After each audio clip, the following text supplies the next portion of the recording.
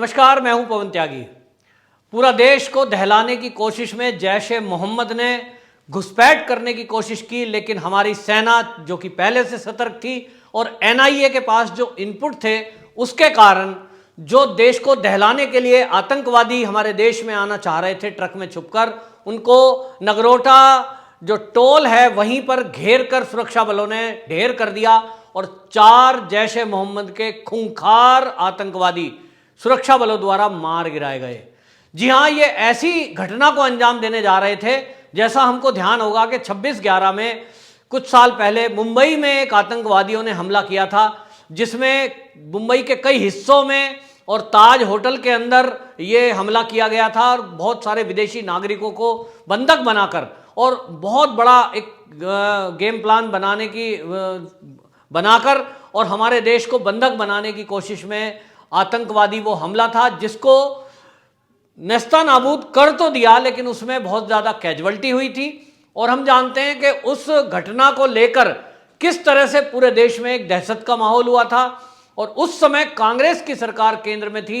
आप जानते हैं कि उस समय दिल्ली से और मुंबई की दूरी तय करने के लिए जो कमांडो ऑपरेशन के लिए जाने थे, यहां दिल्ली में विचार विमर्श चलता रहा, उनको भेजने के लिए भी 12 से ज़्यादा घंटे का टाइम लगा। एक वो भारत था, एक आज का भारत है कि आज आतंकवादी अपने लॉन्च पैड से पीओके से हरकत करते हैं और वो भारत की तरफ बढ़ते हैं और जैसे ही हमारे बॉर्डर एरिया में घुसते हैं, हमारे सुरक्षा बल और हमारी जो खुफिया एजेंसियां हैं वो पहले से जो सतर्क थी वो उनको ट्रेस करना शुरू कर देती हैं और जैसे ही उनको एंटर करने के लिए जगह मिली कि वो जैसे ही एंटर करने वाले हैं जम्मू और कश्मीर में और वो ट्रक में छुपकर जा रहे हैं, उनके पास पूरा हथियार और जखीरा है, उनको घेर कर ढेर कर दिया गया। एक वो भारत था कि जब पूरा देश टीवी पर लाइव देख रहा था उन खबरों को और आतंकवादी पूरी मुंबई में खून खराबा मचा रहे थे। पुलिस के कई अधिकारी उसमें मारे गए, आम नागरिक उसमें मारे गए। पूरे देश में खौफ का मंजर था कि आतंकवादी जहां चाहें जब चाहें कुछ भी कर सकते हैं। तो आज का भारत देखिए, ये नरेंद्र मोदी का भारत है।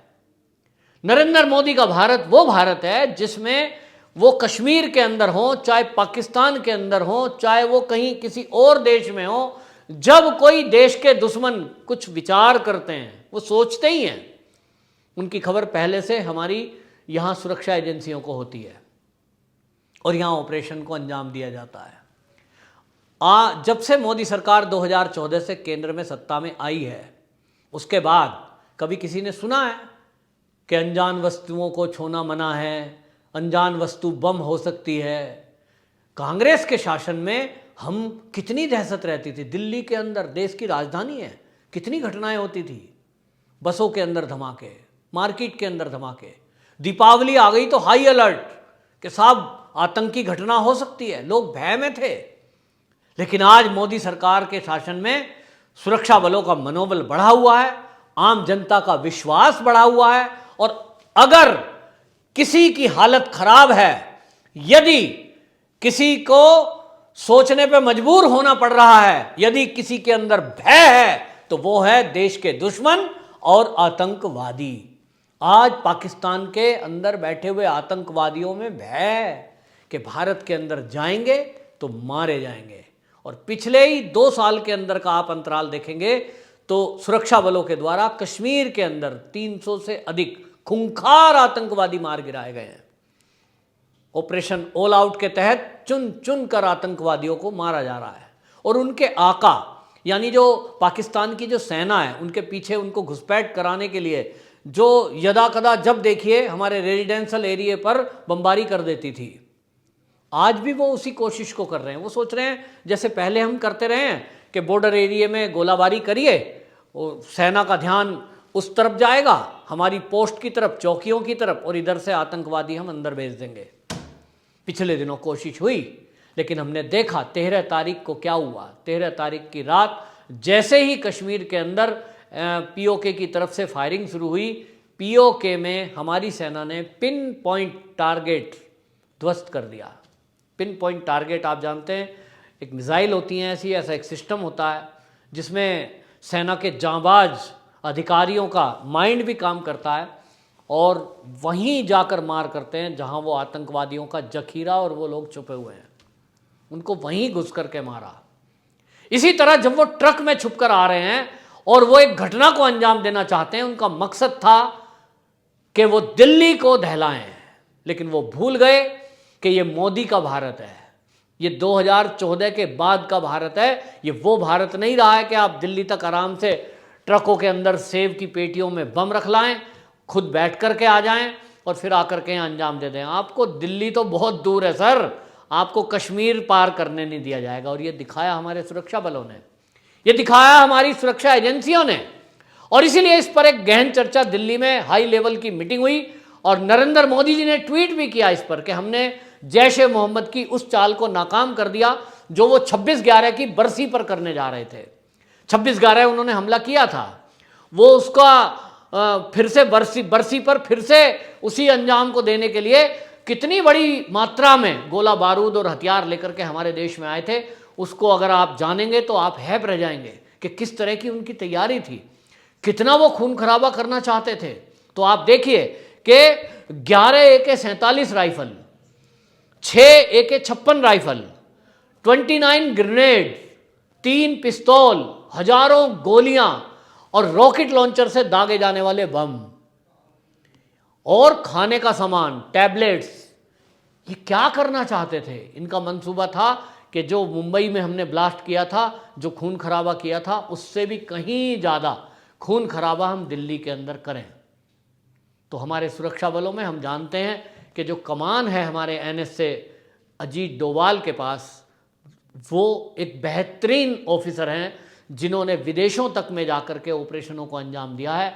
आज उनके हाथ में सारी जो गुप्तचर एजेंसियां हैं उनकी कमान है, और इसी का कारण है कि कोई हरकत अगर विदेश में बैठा हुआ देश का दुश्मन हमारे देश के लिए करने का सोचता है तो वो सोचता है, इधर उनको पता लग जाता है। आज दिल्ली में हाई लेवल मीटिंग हुई जिसमें अजीत डोभाल शामिल हुए, नरेंद्र मोदी, गृह मंत्री उसमें शामिल हुए और कोई विदेश मंत्रालय के अधिकारी उसमें, विदेश सचिव उसमें शामिल हुए। और ये बताता है कि कितनी बड़ी तैयारी भारत सरकार और भारत की सेना और गुप्तचर एजेंसियों की है। उसमें मंत्रणा हुई है कि ये घटना हुई है, इसको हमने ट्रेस कर लिया। अभी ऐसा कहा जा रहा है कि अनेक आतंकवादी अभी POK में हैं और POK में अंजाम ये कुछ ना कुछ घटना को करने का सोच कर रहे हैं, और वो सोच रहे हैं कि जैसे ही बर्फ़ पड़ने लगेगी, क्योंकि हम जानते हैं सर्दियों में पहाड़ों पर बर्फ़ पड़ती है, उसके बाद उनका आना वहाँ से असंभव हो जाता है, और इसलिए वो चाहते हैं कि बर्फ़ तब पड़े उसके पहले वो भारत में एंटर कर जाएं, ताकि जब चाहें वो यहाँ धमाके कर सकें। उसी को रोकने के लिए हाई लेवल मीटिंग दिल्ली में हुई, और अब वो भूल गए हैं कि जो हमारी सुरक्षा एजेंसियां हैं, जो हमारी गुप्तचर एजेंसियां हैं, उसके प्रमुख अजीत डोभाल हैं। और अजीत डोभाल जब भी कभी हमने देखा है कि उनको कोई काम दिया गया है तो उन्होंने किस तरह से अंजाम दिया है, उनका लोहा विदेशों में बैठे हुए लोग भी जानते हैं, बड़े बड़े देश उनके काम को जानते हैं। और इसलिए ये हाई लेवल मीटिंग बताती है कि कुछ तैयारी है। और मैं आपको बता दूं आपके चैनल के माध्यम से कि ये जो आतंकवादी हैं, वो जो मंसूबे पाले हुए हैं कि वो भारत के अंदर जरा भी एक आदमी को भी कुछ कर पाएंगे, तो हमारे सुरक्षा के जवान, हमारे सेना के जवान बॉर्डर पर सीना ताने बैठे हैं और इस देश की सुरक्षा में वो लगे हुए हैं दिन रात, अपनी जान को जोखिम में डालकर। जी हाँ, अपनी शहादत देकर भी वो हमारी देश की रक्षा करते हैं, उनके हम ऋणी रहेंगे। लेकिन मैं एक बात कहना चाहता हूँ, जो देश में बैठे हुए गद्दार हैं, आप देखिए जब हमारा सेना का जवान बॉर्डर पर बैठता है तो उसकी जो आंखें हैं वो देश के दुश्मन की तरफ होती हैं, लेकिन हमारे सेना के जवान की पीठ हमारे देशवासियों की तरफ होती है।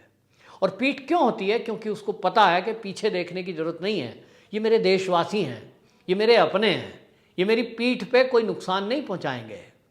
लेकिन पिछले कुछ दशकों से हमारे देश के अंदर बैठे हुए कुछ गद्दारों ने, जो सैनिक हैं, उनकी पीठ पर वार करने और कराने का काम किया है।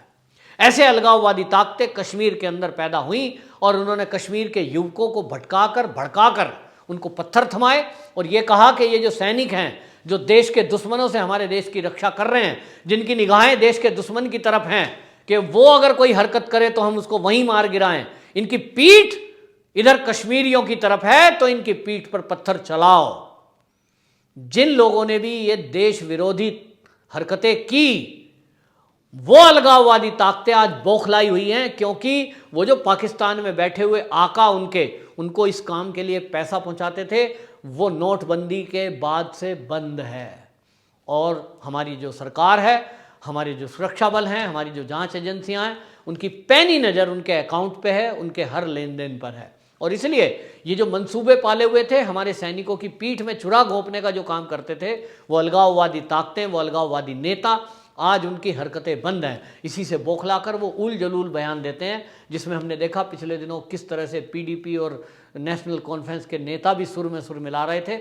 उनके भी विचार ऐसे होंगे कि हम शायद पुराना माहौल कश्मीर में दोबारा से कामयाब बनाने में कामयाब हो जाएंगे, लेकिन वो भूल गए कि ये मोदी सरकार है। अब देश के दुश्मनों का कोई मंसूबा कामयाब नहीं हो सकता। आतंकवादियों की मदद के लिए आप उनको बुला तो सकते हो, उनके लिए कुछ फैसिलिटी कर सकते हो कि आपने उनको अपने घर में टिका दिया या कुछ उनको रास्ते बता दिए, ये कर सकते हो। लेकिन जो भी उनकी मदद कर रहे हैं, अब ये तय हुआ है कि उनको भी किसी कीमत में छोड़ा नहीं जाएगा, क्योंकि अब धारा 370 हट चुकी है, 35A हट चुकी है। जो कानून आज दिल्ली में लगता है वही नागरिकों के ऊपर कानून कश्मीरियों के ऊपर लगता है। पहले ऐसा नहीं था, कुछ छूट थी जिसके कारण उन्होंने मलाई मारी, जिंदगी में ऐश करी और देश का नुकसान किया। लेकिन अब ऐसा नहीं होने दिया जाएगा। अगर अलगाववादी ताकतें या वहाँ बैठे नेता कुछ सोच रहे हैं कि वो देश विरोधी एक्टिविटी करेंगे, देश के विरुद्ध कुछ बोल पाएंगे और वो फिर खुली हवा में सांस लेंगे, ये उनकी भूल होगी। अब उनको जेल में डाल दिया जाएगा, उनके ऊपर राष्ट्रीय सुरक्षा कानून लागू किया जाएगा या तो देशद्रोह की धाराओं में उनको जेल में डाला जाएगा। तो आतंकवादियों को सबक सिखाने के लिए हमारी सरकार पूरी तरह से एक्टिव है और उनके मंसूबे हमेशा पानी में मिलाने के लिए हमारी सेना एक्टिव है और उनको धूल चटाने के लिए हमारे सुरक्षा बल 24 घंटे दिन रात हमारी सेवा में जुटे हैं। बस उन सैनिकों का ख्याल करना है कि पीठ उनकी हमारी तरफ है, तो हम कोई भी ऐसा काम ना करें। और जो लोग ऐसा काम कर रहे हैं कि वो सैनिकों को नुकसान पहुंचाने का सोचते हैं, ऐसे लोगों को बेनकाब करना ये हमारा भी फर्ज बनता है। ऐसे लोगों का विरोध करना ये हमारा भी फर्ज बनता है। कमेंट बॉक्स में जरूर लिखें कि ऐसे लोगों का क्या करना चाहिए। वंदे मातरम।